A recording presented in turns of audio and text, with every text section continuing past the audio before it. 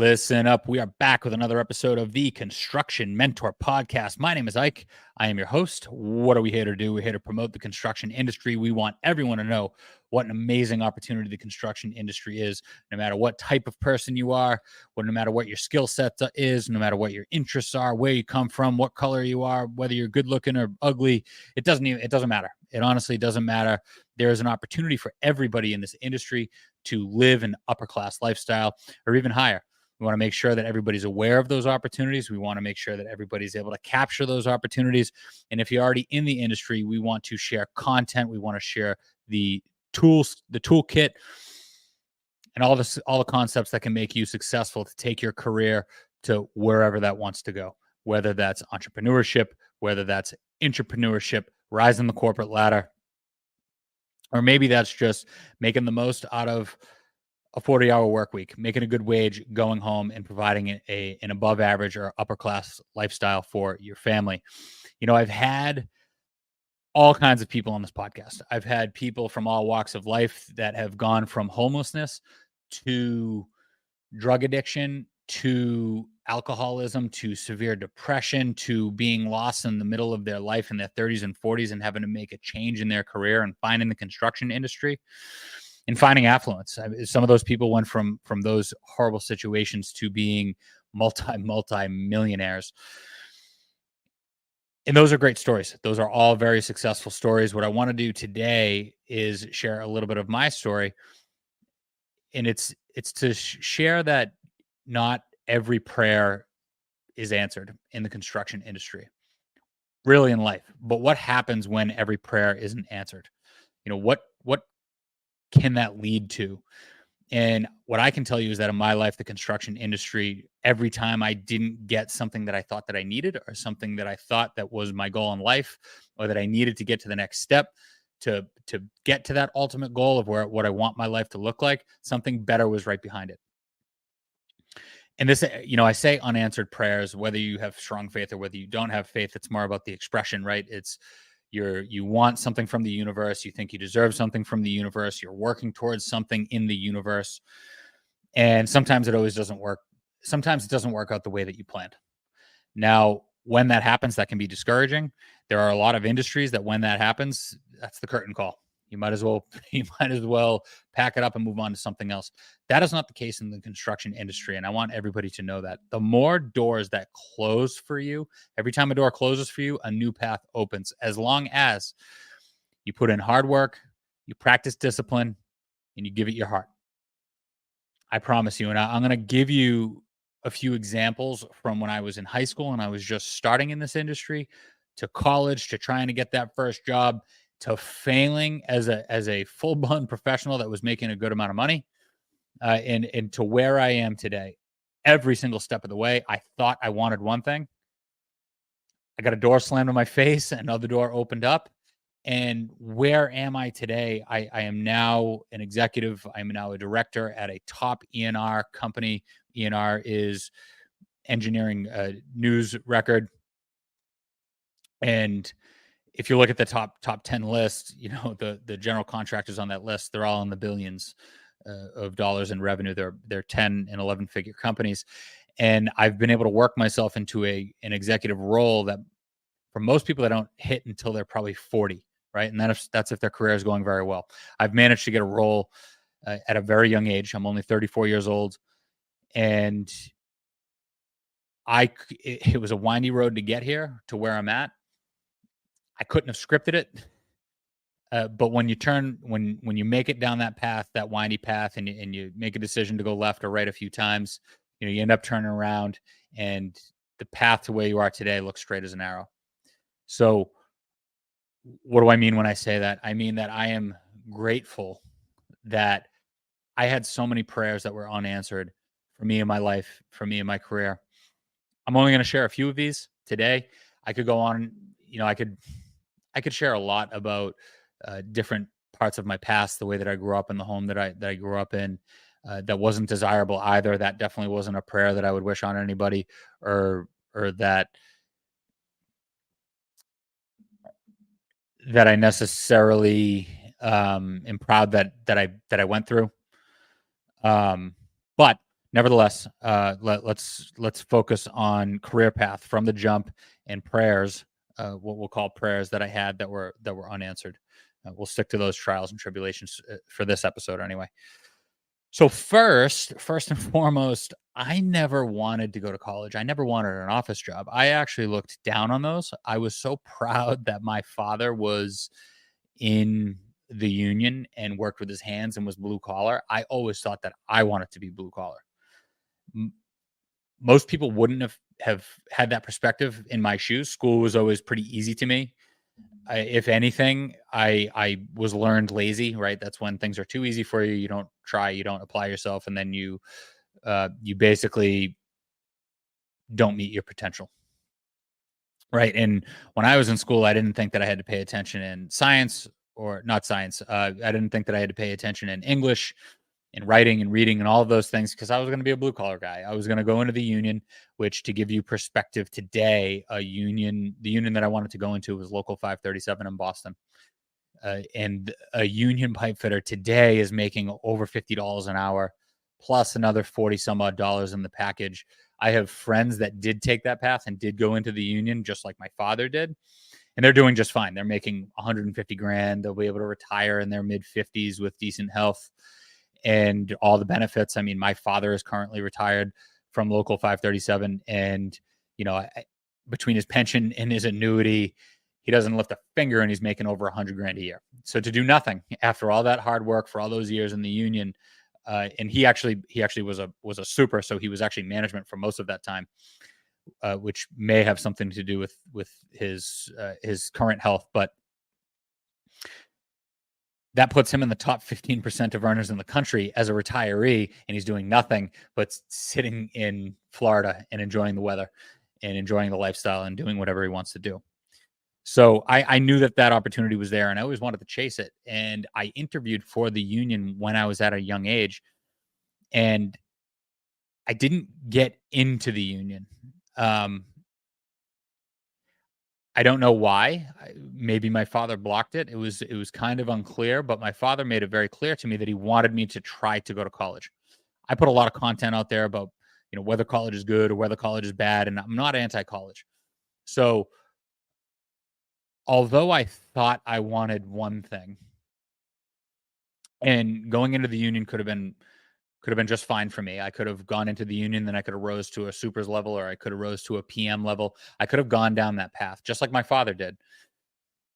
But that was blocked from me, and I decided to listen to my father for 2 reasons. Number 1, my father wanted me to go to college. I think it was a pride thing. I think that, I wanted to please my father, so I ended up doing it, and then the other reason that I ended up going to college was because I wanted to screw off for a couple of years. I wanted to party. I was a party animal when I was in high school. If you talk to anybody that I went to high school or college with, I did 2 things. I worked hard and I partied harder. And but looking back on that, my priorities weren't straight. I wasted a lot of time and a lot of potential. And if I had the mindset that I had today, now I've been able to make it to a high point in my career very early, but I could have done that even earlier. And maybe I could have even gone on into entrepreneurship, or maybe I could have taken my career down different paths that could have gone even higher had I had the right mindset. But I wanted to party, right? So my first unanswered prayer was that I didn't go to the union, because there were other outside influences. But then the prayer behind that deterred me away from the union initially was that I wanted to go to a specific college. I wanted to go to UMass. And if you don't know about the University of Massachusetts, if you're in the Northeast, that's like Party Central. That's where you go. They call it ZooMass, and that's where you go. Like if you want to go to the biggest and baddest party school out there, that's pretty much what they're known for. I didn't get in because, again, I didn't try that hard in high school. I was smarter than other kids that I knew that got in. I got waitlisted, so I was very disappointed in that. I was very embarrassed about that. I actually didn't want to admit it because I knew I was smarter than other kids that went in there, and I couldn't be happier today that I got denied, that prayer went unanswered. And that's not the only school that I didn't get into, but I was really only applying to schools for party schools. And I don't know what kind of habits I would have picked up. I don't know whether or not I would have even taken the same career path. I definitely wouldn't be on the curve that I'm on now because I wouldn't have been forced down a career path for the school that I went to as early as I went.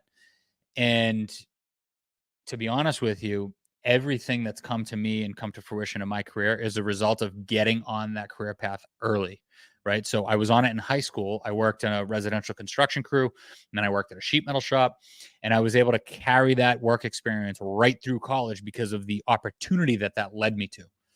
So the first unanswered prayer was not going to the union. The second unanswered prayer was that I didn't get into the college that I wanted to go to, that I that I dreamed of going to, that my some of my best friends were going to, and it couldn't have been a better thing for my career because it pushed me more towards the career path of construction and getting on that experience curve early and getting more experience than everybody else. I had it in high school, and then because of the school that I ended up going to, I was able to compound that experience and rise up the ranks super fast without ever really going back to the field.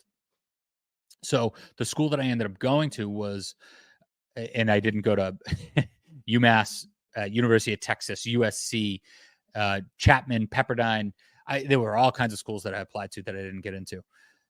So I ended up, I half filled out an application because I didn't want to go to the school that I ended up going to. It was Wentworth Institute of Technology in Boston, and they ended up calling me, and I didn't even remember that I didn't fill out the entire application. It was actually a mistake on my part. And they said, "Hey, you didn't fill out your application, but we're pretty sure, we want you to enroll if you're interested." So I ended up filling out the application. I got in and I went to that school. And what I didn't realize at that time, but I did realize once I decided to go to that school because I wanted to be proud of where I went, was that they had statistics that every school should seek to promote or advertise to draw top talent in. And that was that they had the highest tuition to starting salary ratio in the country.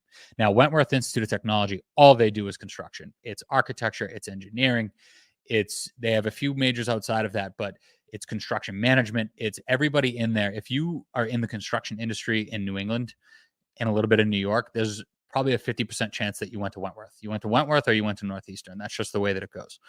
So they had the highest tuition to starting salary ratio in the Northeast, over Harvard, over MIT, over you name it, Ivy League school in New England. And what does that mean? That means that for every dollar you pay the school, you made more dollars coming out of that school. So I went there.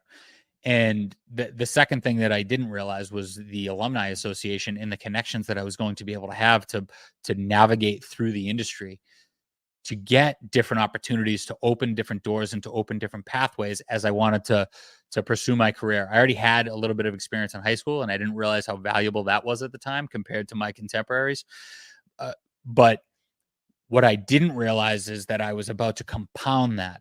And when I say compound, I meant I already had 4 years experience that I could actually put on a resume towards construction. And I was about to gain another 4 years of experience or at a minimum, a year and a half experience because of the co-op program. What a co-op program is a co-op program is when you go to college, but then you have to take a summer or semesters off as part of your course requirements and actually go work for somebody.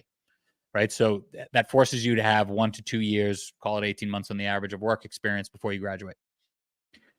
And I didn't realize that. And I didn't realize that the reason that they had such tuition to starting salary ratios was really because of that program.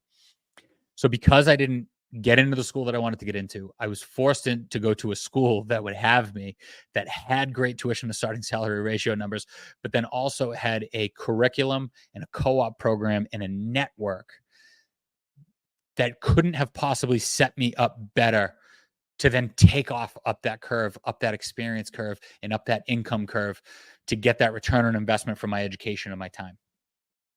So looking back, it was probably the best thing that ever happened to me. Now, did I need college to get to where I am? If I had all the answers to the test today and I had, me as a mentor to my younger self, could I have taken a different path, outside of college and been able to accomplish what I've accomplished today or more? Absolutely. but I didn't have it at the time. So it was very good for me. And for me in that situation, college was a good thing. So as I'm at that school, right? So I got 2 unanswered prayers. The third one came. And I mentioned that my father was a, union 537 pipe fitter, which means HVAC. He welded big pipe, chill water pipe, high pressure steam pipe, all those types of things and those types of systems. And I knew that that's what I always wanted to do. So when I went to college, I went for mechanical engineering. And the only reason that I even went for mechanical engineering was because the company that he worked for in Boston, called Cox Engineering, said the word engineering on their trucks because it was Cox Engineering, and then it said mechanical contractors. So I said, oh, mechanical engineer, that must be what I need to do. So that's what I went to school for. And when I went to get that first co-op, so my whole first 2 years in school, leading into the sophomore year summer, I worked residential construction. I worked in restaurants. And so I kept my construction experience going. I went back to that sheet metal shop. I worked there as well. But then it was time for me to do my first co-op. And I wanted so bad to work at this specific company. I wanted to work at JC Canestraro in Boston. They had state-of-the-art fabrication facilities. They were on the biggest and best projects. When I was at networking and alumni events, they seemed like the guys that I wanted to be. They are a family, a very well-respected and successful family in Boston.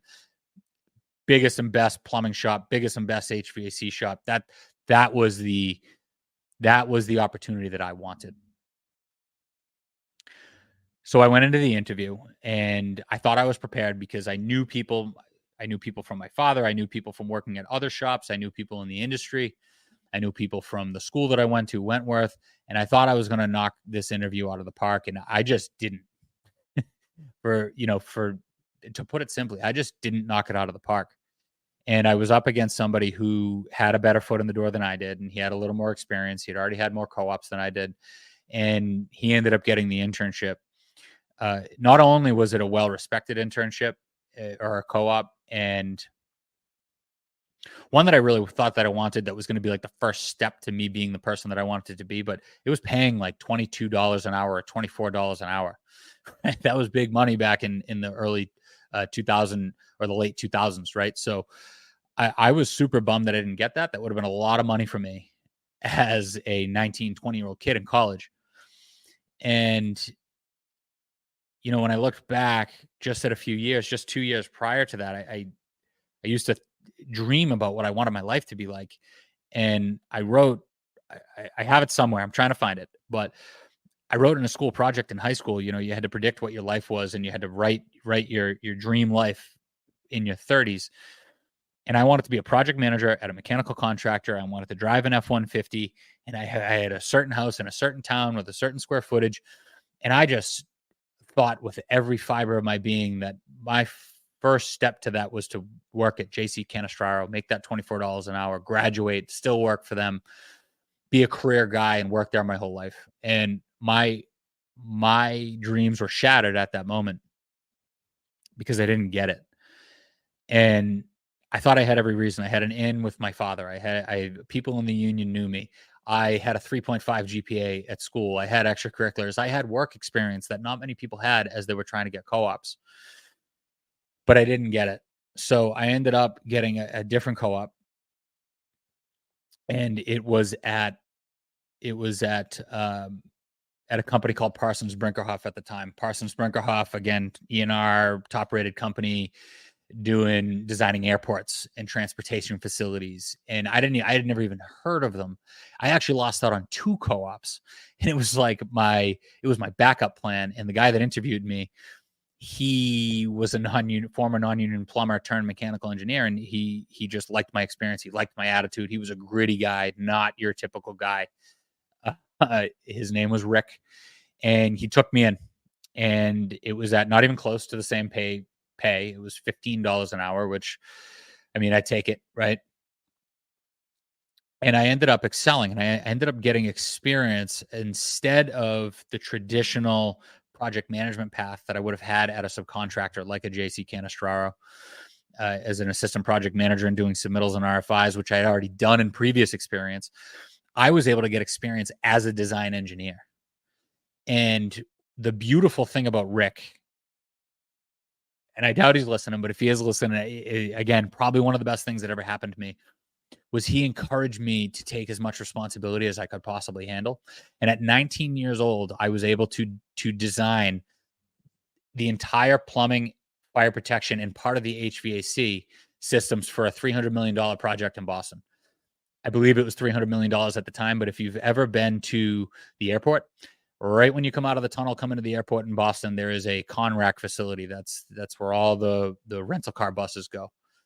Well, all of the mechanical systems in that building was designed by yours truly when I was 19 years old, starting when I was 19 years old. It took, a couple of years in design and then construction. That was invaluable experience. I don't know that there was another co-op available in the world that I could have gotten that opportunity to do that. And I think back and I screwed so many things up and I would do it differently today. But what a beautiful prayer to have not answered, right? I worked hard. I thought I deserved it. I had the grades. I had the experience. I didn't get what I wanted to. I didn't get what I thought that I wanted. But I ended up getting such a better opportunity. And when I made that my opportunity and when I took advantage of that time to shine, I ended up getting an opportunity to stay on. He actually offered me to drop out of school and to stay on full time. Kind of half kidding, right? But then I got an opportunity to stay on full time while I was in school. So they were like, listen, you don't have to go back to classes. Like, you can push off classes at night, you can take them early in the day. And because I worked hard and I had discipline about being the first guy in, the last guy out, and even though I would get frustrated and I didn't know what I was doing and I would get discouraged as a 19-year-old working with seasoned professionals that have been doing it for decades, I showed some heart and I stuck around, and they said, listen, we want to keep you full time. Don't work at the restaurant anymore. Keep getting your degree. Whenever you can get your 40 hours in, get your 40 hours in. So instead of, because I didn't get that first co-op, right, or the second co-op that I thought that I wanted, I ended up getting this co-op. I got experience that I couldn't get anywhere else. They let me stay on full time. And then by the time I graduated, instead of having a year or year and a half or even 2 years of work experience on my resume, real work experience, I had unparalleled experience, and I had it for 3 more years by the time I graduated college. So when I got out of college with a mechanical engineering degree, I had 4 years of construction experience, 4 years in a mechanical contractor shop doing submittals and RFIs. Then I had another year doing that in college. And then I had 3 years as a design engineer where I could actually take claim, not just claim for that project where I designed half the HVAC, all of the fire protection, which would be the sprinklers, and all of the plumbing in the building. But I had 5 or 6 other projects outside of that I worked on. And there are mentors, and listen, there are other mentors that I had when I was there that are it's probably worth another episode about people that have been in my life and that's why I do what I do today, that, reached out to me for no benefit of their own. Ken McCumber was the gentleman's name that really stuck out for me in that situation. He's no longer with us. And I probably need to do a whole episode on everything that, he taught me and that I would want to take to other people. But that was another gift that I had from an unanswered prayer. But what a beautiful thing. So I didn't get into the union. Then I didn't get into the 2 colleges that I wanted to go to. Then I didn't get 2 co-ops that I wanted to go to. But that's not the end. I had more. The thing that kept me going and that kept opening doors to paths that I didn't know were as good or were going to be as beneficial for my career was that I kept working hard. I kept having discipline about working hard. And even though things were tough and I had other things going on in my life and turbulence at home and issues that I had with people that I grew up with and, situations with my parents and yada, yada, and my own mental struggles, I showed heart and I kept pushing through it and I kept pushing forward and I didn't let it deter me. And the next unanswered prayer that I had was I wanted my company that I had put in blood, sweat, and tears for 3 years now. They had an office in California. My dream was to go to California after I graduated. I wanted to go as far away from home as I possibly could. And they were just like, listen, we don't have the work there. You can't go. or if you go, we're not going to pay for it, and you can't work for us. And again, I was devastated because I had this lifelong dream since I was 10 years old, and I played basketball in Venice Beach, California, that I wanted to be in Southern California. That's where I wanted to be. So I'm like, shit, what do I do? And because I was dedicated, and because I worked hard, and I was disciplined about always putting in more work than everybody else, I was in this networking group, and I was afforded actually a free trip to Disney World, where I ended up meeting a bunch of contractors, mechanical contractors, just like JC Canestraro, but other contractors from, where were they from? Southern California. It was at an engineering competition, and I represented my college in Orlando, Florida, at Disney. And I'm talking to them, and they're like, "Oh, where are you from? Boston. What's your work experience like?" Wow, you got a lot of work experience for somebody that's in college. How old are you? 21. Okay. You interested in moving to California? Absolutely. From that meeting that I went to, from that event that I went to represent my school, I got a list of contacts, and I was able to pass out my resume, and I lined up interviews in Sacramento, 2 in LA, uh, 2 in San Francisco, 2 in San Diego, and I was able to go on a week-long tour through the whole state of California trying to figure out where I wanted to work. And I thought that I wanted to work in the San Francisco area. I didn't get one of the jobs that I wanted in that area. And another job that I did get in that area ended up not being as lucrative as a job offer that I got in Huntington Beach, California, which is where I went.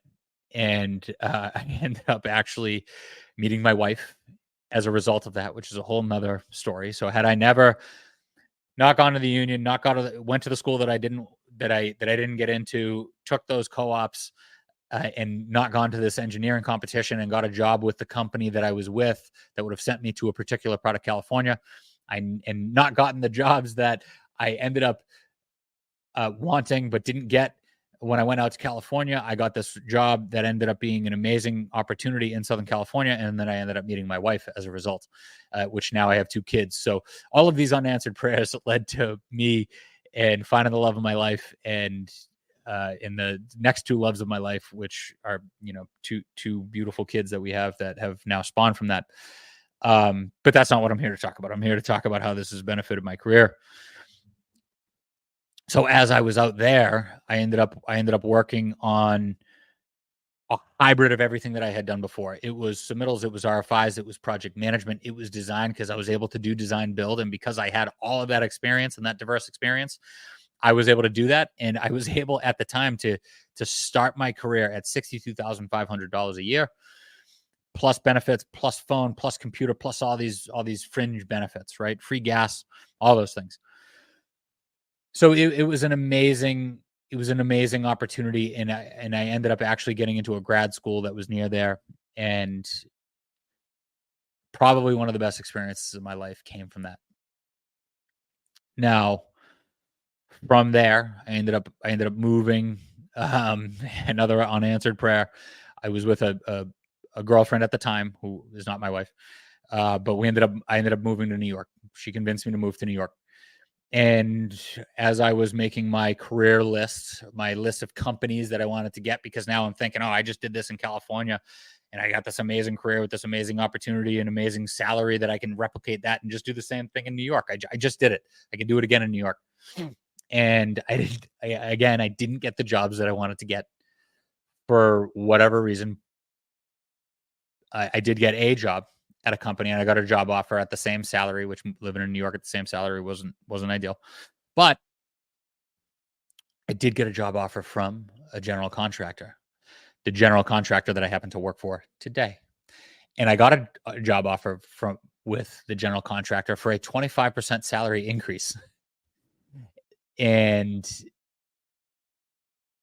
it's probably accepting that job at a general contractor, which was never on my radar as a career path. I always thought that I wanted to be a mechanical contractor, rise up the ranks in the mechanical contracting shop as a project manager, then an executive, and maybe owning my own one day, to having a door open to me that it never even crossed my mind to go work for a general contractor. In fact, when I told my father I was going to go work for a general contractor, it was like going to the dark side. He was like pissed. I actually thought that he was legitimately upset with me, not to the point of disownership, but like as though I was dating somebody that wasn't approved, like acceptable by him. Right. So I took that opportunity, and in my career I've just grown so much professionally.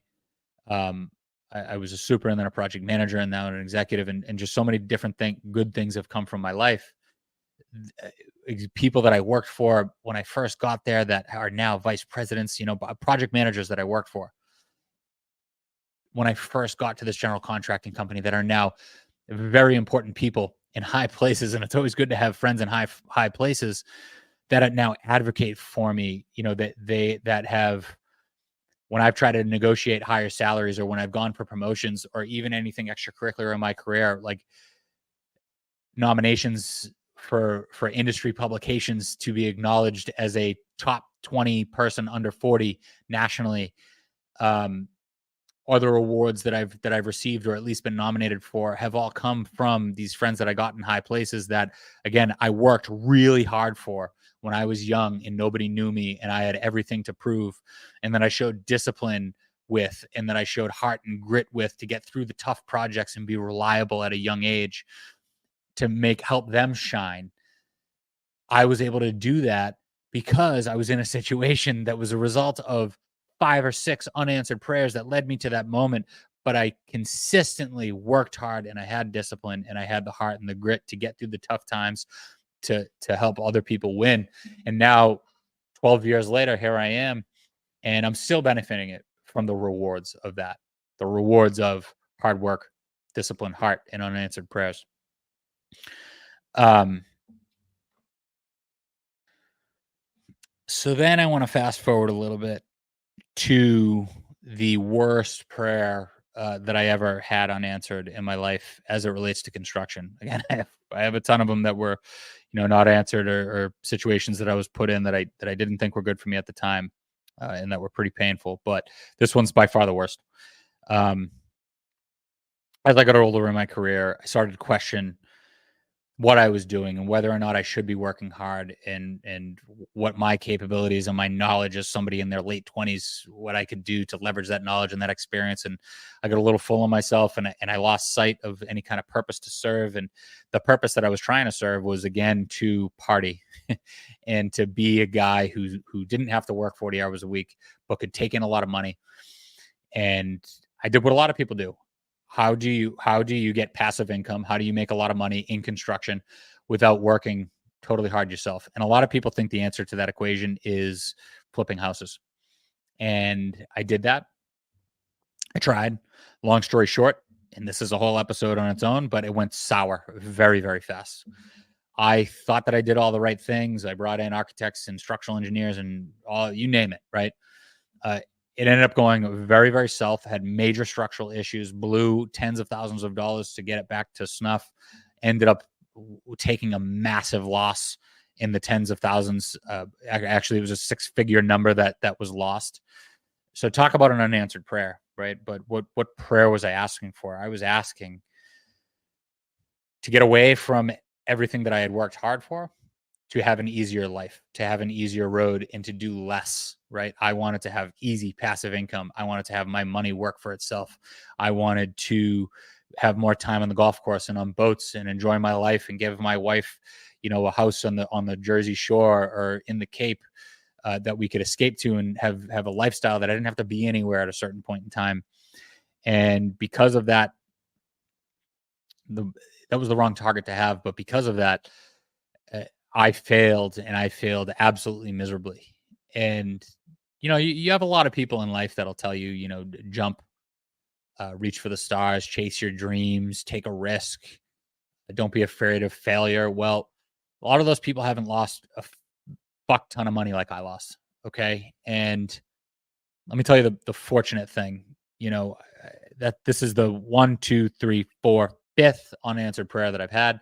And this one hurt the worst because all of the other ones, I didn't really have anything to lose, right? I was disappointed, My dreams I thought were shattered. I was getting off course from where I thought that I should have been and what I thought I needed to do to achieve my dream. But I didn't take a personal hit that would ruin me financially, what I thought for would be my whole life, but ended up being temporary, ruined me mentally. I had a serious bout with depression, in a serious physical battle that I had to come back from after that. But here's what I can tell you is after going through that, and this is why I don't give anybody advice on flipping houses, because I did it and I failed miserably. But because I had such a strong skill set and such a resume and a background and a list of successful achievements in commercial construction, I was able to bounce back. Not the end, right? And it's been years now since that has happened. Because I had a history of people that I'd worked for and shined for and delivered successful projects for, and shown that I can design a $300 million project at 19 years old, and that I can run tens of millions of dollars of work as a super for a GC, and that I can run jobs as a project manager in the tens of millions 5 years before anybody else could. I was running $40 million of work in projects at 26 years old, because I was able to develop such a skill set that it was unparalleled, and such a resume of experience at an early age. I was still head and shoulders above other people to be able to go to employers and to other people, other teams and executives and clients, to say, look at my value, look what I've done. Look at the skills that I have exhibited over and over and over again, and I'm going to keep getting better, and I'm going to deliver them for you, and I'm going to deliver them for the next person. And I'm somebody you can not only rely on, but that you're going to want to work on your team. People wanted me to work on their team. And although I failed in an endeavor off to the side in the residential world, I still had a ton of tools in my arsenal to put food on the table, to go out and hunt and to put food on the table. So when that happened, here's why that was a blessing. First of all, it was very humbling. It gave me a reality check. I had to reevaluate what was important in my life and what I wanted out of my life and the purpose that I wanted to serve and the target that I had and what I thought was a purpose. But I also realized that I had to double down on my experience in construction management, in commercial construction, working for a GC.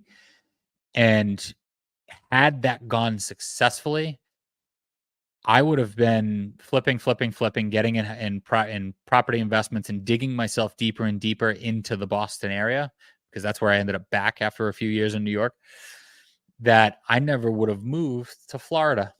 I never would have been able to. And God knows what would have happened in 2020 and all the things that happened.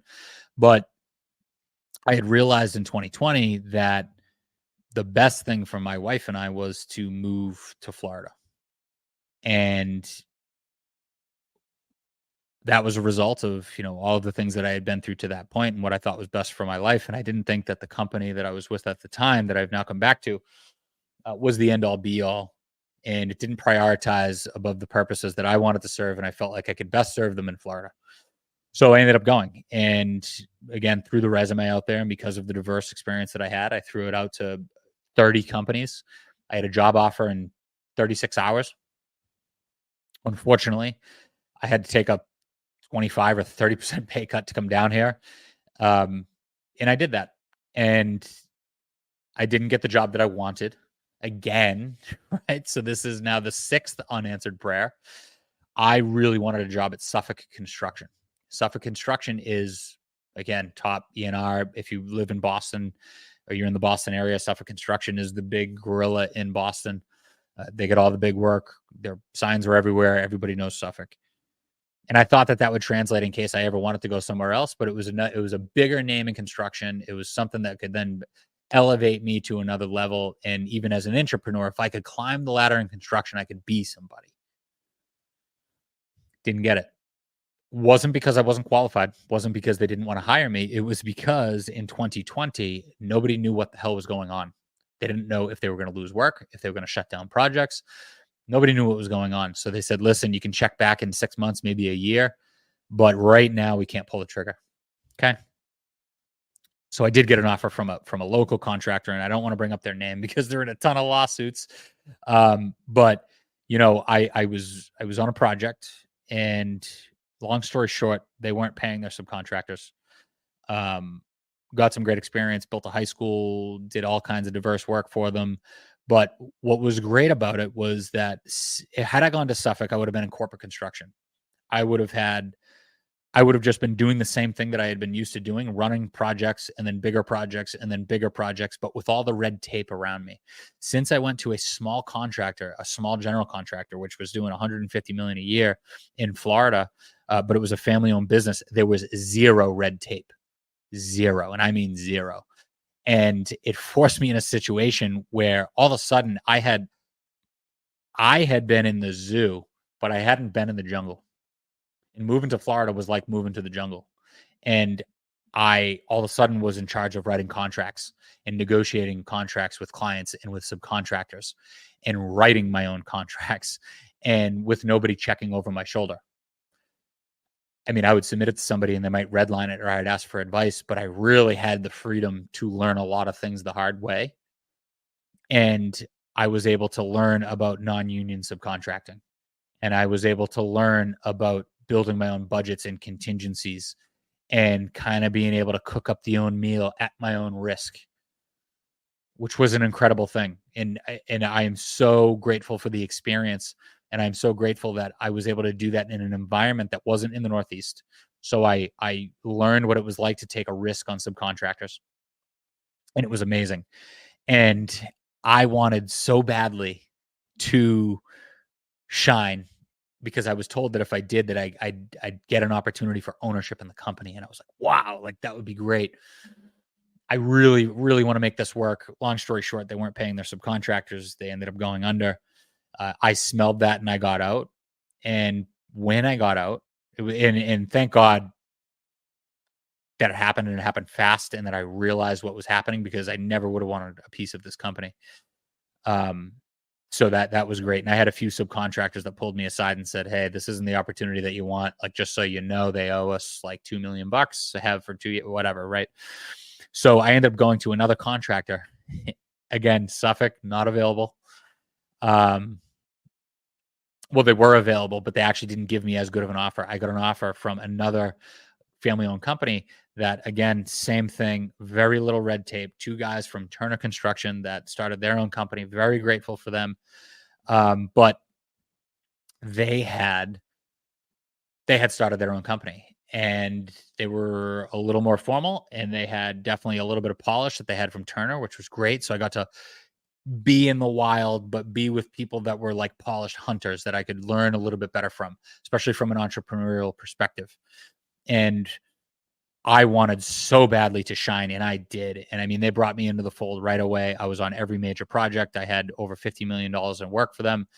Um, and to the point where they actually pulled my wife aside at the Christmas party, and they said, "Listen, if your husband is ever upset, we want you to call us, because if you don't, we're going to kill him if he leaves because we want to bring him in as a part owner of the company." And they had been talking for months and months and months about making me a part owner of the company. They are a company that went from 7 to 15 to 40 million to over 100 million in just a few years. And they were like, "Listen, you are the future. You are the type of person that we want vested in the company. Let's talk about it." And this is every prayer that I wanted answered, no matter what other prayer. And there were 6 other ones that weren't answered before this. This was it, man. It was like, I've been led to this point in my life, and I've accrued all these skill sets to make me unparalleled and a whale in the industry. They used to tell me that they told my wife that they thought that I was a whale, and they had me on the hook and they couldn't let me go. And I thought that it was everything that I wanted. I thought that it was everything that I wanted in that moment. And the negotiation, it just kind of kept getting pushed off to the side because we had taken this project, and it was a project that was the big fish in Southwest Florida for the year. It was a big name country club, an A+ country club that my previous company that ended up going under had and then lost. And I used my connections to kind of get them into the fold and to get them back to get my new company on the bid list. And we ended up winning it. And it was one of the toughest projects that I've ever worked on. So here I am at this new company. Everything's going well. I'm kicking ass. They want to literally bring me in as a brother, as a blood brother, to be a part owner in this company. And I want to show my worth, and I'm trying to bring them work. And I get this whale of a project on the radar that everybody was competing for and everybody wanted for the year. And we end up winning it. And I get to be the project manager. And it was a rough project. It was a rough project for a lot of reasons. It wasn't the project that I thought that it was going to be for me, for my resume, for me building a network and a reputation in Southwest Florida that I thought that I wanted. Not only it was a prayer that was answered, but it wasn't the answer that I thought that I was going to get. It was the toughest client that I had ever had. Two people that represented them used to be a CEO of the biggest contractor in the world, literally, and another one was a vice president or a regional president of another massive general contractor, and they just put me through the ringer. They beat me up. I was praying for good weather to get caught up on my schedule, and it just never happened. It was record rainfall that year in Florida, and we've talked on other episodes about incorporating that in your schedule and how that can impact you and how you need to account for that. And that's why I've had a deep learning experience with how to account for that in a schedule and how to make claims for weather based on national data and traditional and historical data. But long story short, it was a miserable project. Everything went wrong. And there was rain on top of it that would stop the job site for days at a time. Sometimes it would even stop the job site at 9 a.m. It would just be raining so hard that we couldn't continue. And I remember begging and praying God that he would just give us sunny days just to catch up. And it didn't happen. And it was such a rigorous experience. It made me a better builder. It made me a better negotiator. It made me harder. I'm definitely better for it. But the frustration of trying to push a ball up a mud hill, literally in the rain in Florida with record rainfall. And by the way, in the last 2 years, we haven't had a tenth of the rainfall that we had that year. We couldn't get the project in a good place. And I was so frustrated one day, and I had a couple drinks watching my New England Patriots get their ass kicked by Buffalo on a Thursday night. I was messing around on my phone, and I saw, my company that I work for now, that I worked for 10 years ago, that I developed a good relationship with, my old boss up in Boston. He posted on LinkedIn that he wanted, that they needed people. He was trying to hire people. And I texted him jokingly, because I had a few beers in my belly and, I thought I was funny, but I had a really bad day at the end of a really bad month and a really bad year, just like the Friends song. And I said, I'll work for you if I can work remotely.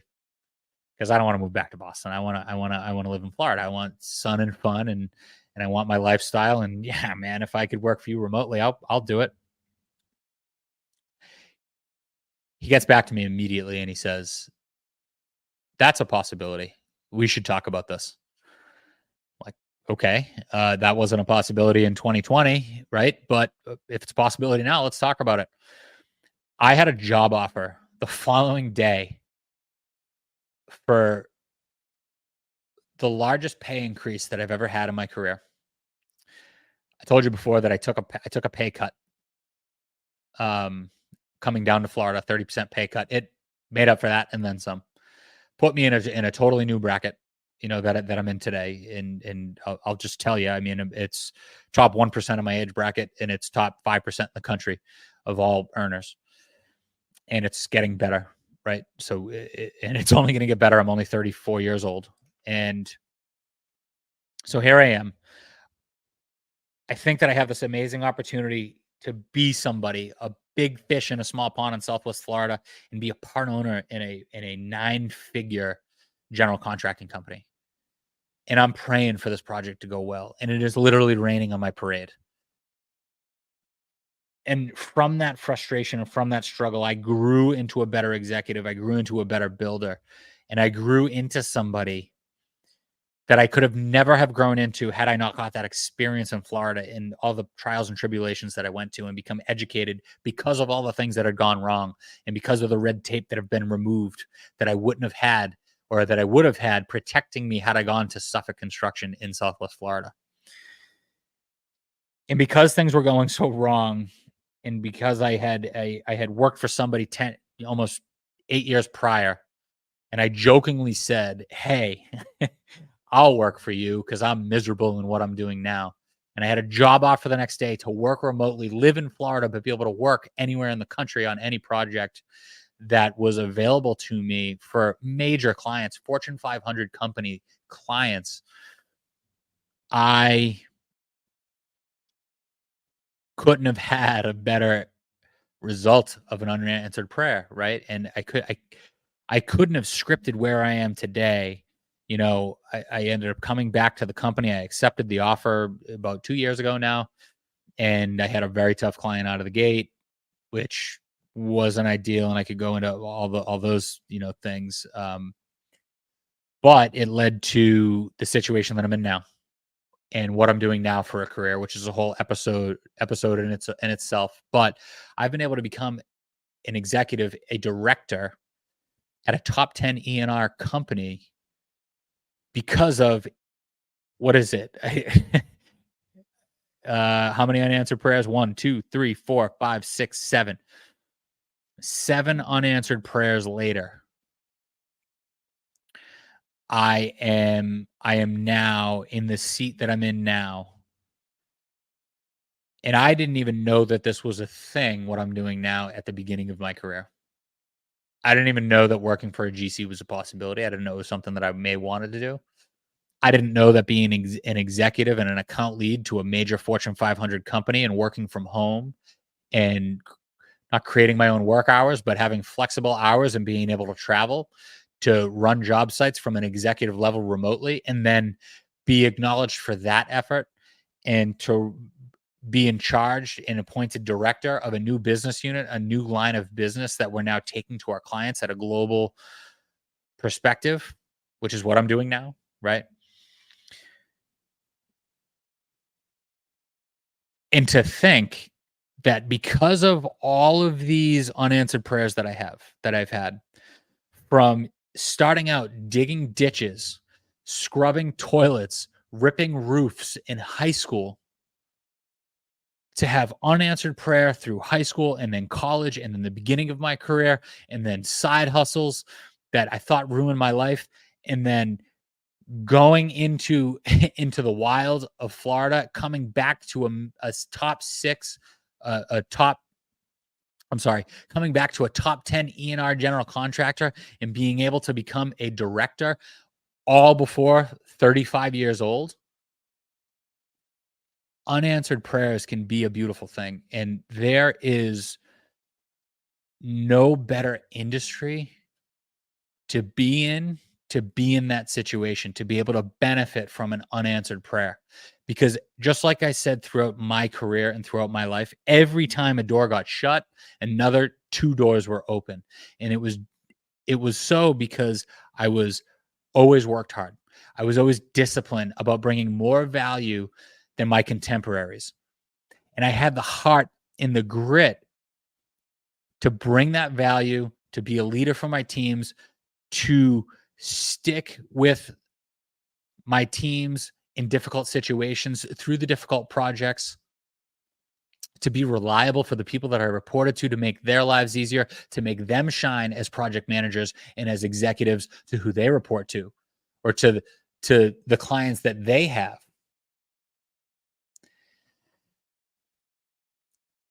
When we talk about the construction industry, that's why I tell people, and I can't say it enough, there is no better industry, there is no better opportunity to have a merit-based return on all of your hard work, your discipline, and your heart.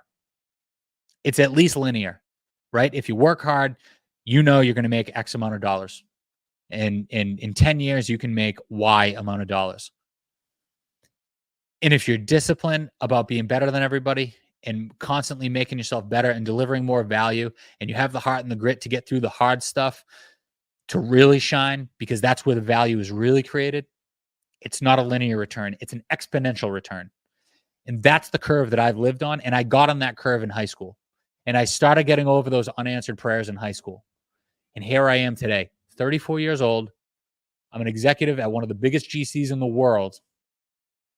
And it's because of unanswered prayers in the best industry, in the industry with the most abundant and widest range of opportunities compared to any other industry on the planet. That's why I'm telling you, whether it's you for your career, maybe it's your kids, maybe it's your nephew or your cousin, or maybe you're looking to make a career change. This is the industry that you want to be in. It's a supply is low. We're losing people 7-1, whether it's somebody pushing a broom or it's somebody running a project or an architect designing or whatever it may be. Demand is only going up. Okay. Population's increasing for whatever reason. We don't need to get into that. Right. With a higher population, what happens? You need more housing. With more housing, what do you need? You need the infrastructure and the commercial properties to serve that population. And for the existing buildings that are out there, and I have stats on this that I can pull back up, millions of square feet, right? Millions of square feet of existing residential properties and existing commercial properties that have to be maintained. So it's not even just about the new ones. The opportunities aren't going away. If anything, the demand is going higher and the supply is only going lower. That's when you want to make an investment. When the supply is decreasing and the demand is increasing, because what happens then? Price goes up. And if you're consistent in working hard, being disciplined about creating value, and having the heart to create more value when times are hard and nobody else can do it or nobody else wants to do it, that's what pays. So listen, this is the Construction Mentor Podcast. Again, my name is Ike. I am your host. You can follow me on TikTok, Instagram, and YouTube. You can catch this podcast on Spotify. That's how most people listen to it. You can see it on YouTube, and then you can also catch it on Apple Podcasts. I appreciate you if you are still listening. Listen, we have some amazing tools that are out there, whether it's an ROI calculator for your tuition versus starting salary ratio, like I mentioned earlier, or it is different project management tools and spreadsheets that we have if you don't have the money for the fancy software. And I got some awesome courses coming up. Look for those at the end of the year. We got some courses that are going to bring some serious value, whether you want to come out of the field and go into the office, whether you want to start a career in construction, whether you're thinking that you may not want to pay tens of thousands of dollars for a construction management degree. I got you covered. So stay tuned on that. I appreciate you for listening. I love everyone. A lot of love goes out to everybody out there. Pray for people in Florida. We got a hurricane coming. Show some love to them. It looks like it's going to be a bad one. And I'll talk to you next time.